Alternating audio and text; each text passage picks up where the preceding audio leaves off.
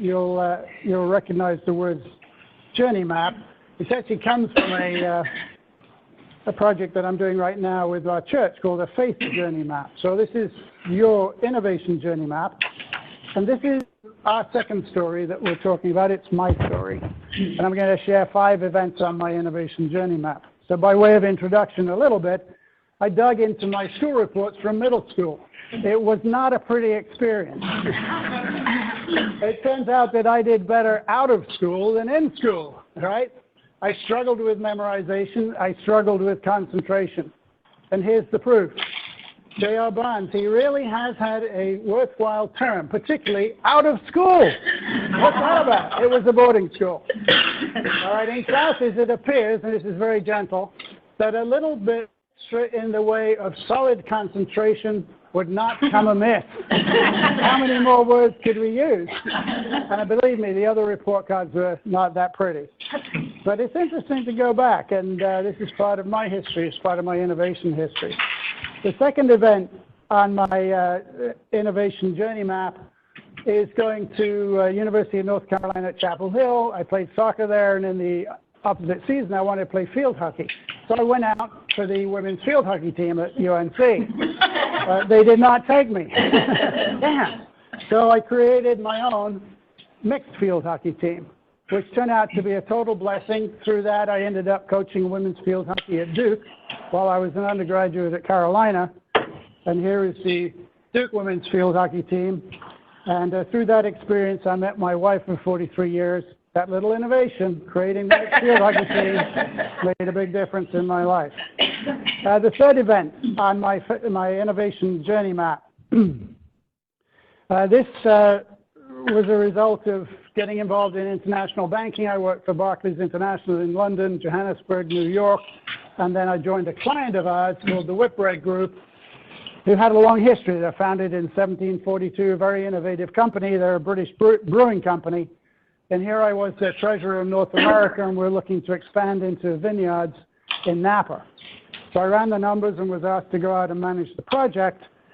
And we wanted to tunnel some wine caves, 44,000 square feet of wine caves in a hillside that we own. And Art Burleson was the guy who did this in Napa. He was going to cost $2 million, and we had to wait 2 years to do it. So we thought about that. And we said, well, you know, construction is very profitable if you have a project. We had a project. So what if we were to buy a uranium mining machine with a crew, bring it on site, tunnel our own caves, and then sell the machine? Let's explore that possibility. Turns out my knowledge of Whitbread's history helped me a lot. It turns out when the first steam engine was constructed in the UK, they were one of the first companies to buy a steam engine. And why did they buy it? It was not an economic decision. They had horses that were working in their brewery, moving beer from here to here with pumps.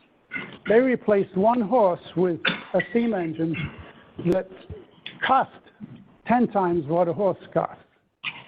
So it wasn't an economic decision. They actually made the decision because they believed steam engines would replace slaves in the field. It was a social investment. So I knew this about my company. So when I proposed that we buy a uranium mining machine, they didn't, well, they probably did fall off their chairs, but at least they had it in their DNA to think about it for a minute. So we did buy a DOSCO mining machine. Those were our plans, a picture of it. This was the tunnel when first constructed, and this was about 3 years ago, the tunnel entrance.